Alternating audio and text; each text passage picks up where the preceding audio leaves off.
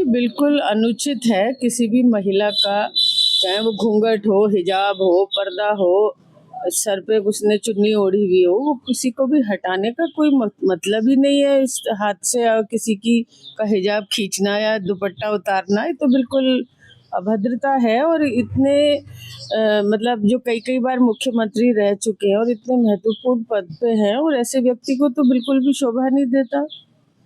ये भी बात सामने आ रही है कि महिला जो है उन्होंने रिजाइन कर दिया है नौकरी से। हाँ, नहीं, ये उन्होंने अपने स्वाभिमान के लिए और उन्हें इंसल्ट फील हुआ, और जो कि एक योग्य थी किसी जॉब को पाने के लिए, उसने उसको जॉब को छोड़ते हुए भी क्योंकि उसको अपमान महसूस हुआ। और जाहिर सी बात है, तो ये मतलब बड़ी अजीब सी बात है कि अभी तक उस पर कोई कमेंट भी नहीं आ रहा।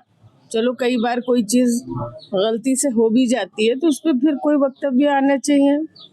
बल्कि जो बिहार के जो वरिष्ठ नेता हैं उनकी तरफ से स्टेटमेंट आया है कि कोई फर्क नहीं पड़ता नौकरी छोड़िए। ये तो फिर इस इतने जिसका मेंटल स्टेटस ये हो, अब उसके बारे में तो कुछ कहना ही फिजूल है। भाई, जिस इंसान का दिमागी हालात ये हो कि कोई फर्क नहीं पड़ता, एक काबिल बच्ची, हमारे देश की बच्ची है वो, एक काबिल बच्ची, उसको अपनी जो जिसके योग्य थी, जिस जॉब के लायक थी, वो जॉब उसे नहीं वो स्वीकार कर रही, इतना इंसल्ट उसने, बेइज्जती महसूस की है।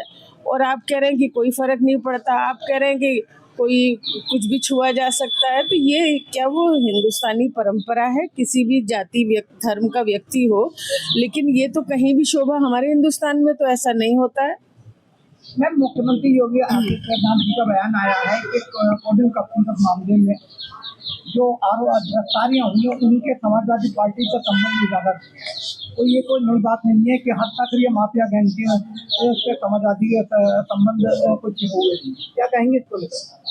देखिए, 11-12वां साल तो केंद्र में चल रहा है सरकार को, और 9वां साल शायद 9 पूरे ही हो गए यहाँ उत्तर प्रदेश में चल रहा है।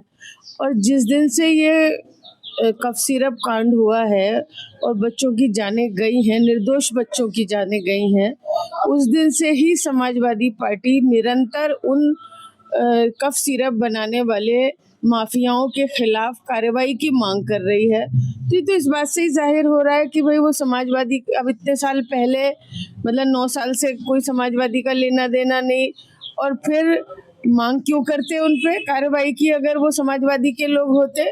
और सबसे बड़ी बात ये है कि योगी आदित्यनाथ जी वैसे बुलडोजर बाबा के नाम से जाने जाते हैं। अब पता नहीं चल रहा कि उनके बुलडोजर का तेल खत्म हो गया या उनका ड्राइवर भाग गया, जो अब बुलडोजर नहीं चल रहा और बुलडोजर की कार्रवाई नहीं हो रही। दोषी दोषी होता है। जिसने इतने निर्दोष बच्चों की जानें ली हैं, जिस कफ सिरप ने, उन लोगों को छोड़ने का कोई मतलब नहीं है। हम मांग करते हैं, हमारे राष्ट्रीय अध्यक्ष बराबर मांग कर रहे हैं कि उन पर सख्त से सख्त कार्रवाई होनी चाहिए। प्रधानमंत्री जी ने कहा है कि बंगाल में घुसपैठियों को टीएमसी का समर्थन प्राप्त है और बंगाल को जंगल से मुक्त होना होगा। क्या कहेंगे इसको? देखिए, ये तो जो घुसपैठियों की बात कर रहे हैं, ये तो एक मतलब एक डराने के लिए, एक भय का माहौल बनाने के लिए, एक नफरत पैदा करने के लिए इस तरह की चीजें होनी हो। तो उत्तर प्रदेश में भी डिटेंशन सेंटर बना रहे हैं, यहाँ कौन सा टीएमसी का संरक्षण प्राप्त है? यहाँ तो भाजपा की सरकार है, यहाँ डिटेंशन सेंटर की क्या जरूरत आ गई? ये तो सब जगह ऐसे ही कर रहे हैं। अभी तक इन्हें कहीं कोई घुसपैठिए मिल नहीं रहे हैं। ये सिर्फ और सिर्फ जो गठबंधन का वोट है उसे कम करना चाहते हैं, क्योंकि जो पिछले दिनों 24 में इलेक्शन हुए, उसमें जो सीटें गठबंधन ने जीती हैं, विपक्ष ने जीती हैं, समाजवादी पार्टी ने जीती हैं, उन सीटों पे वोट किस तरह से कम करे। इनका तो ऐसा है कि साम दाम दंड भेद कोई सी नीति अपनाई जाए और चुनाव जीता जाए, चाहे वो ईवीएम से जीता जाए, वोट काट के जीता जाए, सीए एनआरसी करके जीता जाए, एसआईआर करके जीता जाए। इनकी तो सिर्फ ये रणनीति है और कुछ नहीं। लेटेस्ट न्यूज अपडेट जानने के लिए सब्सक्राइब करें हमारा चैनल ईशान न्यूज नेटवर्क, और हाँ, बेल आइकन दबाना मत भूलिएगा।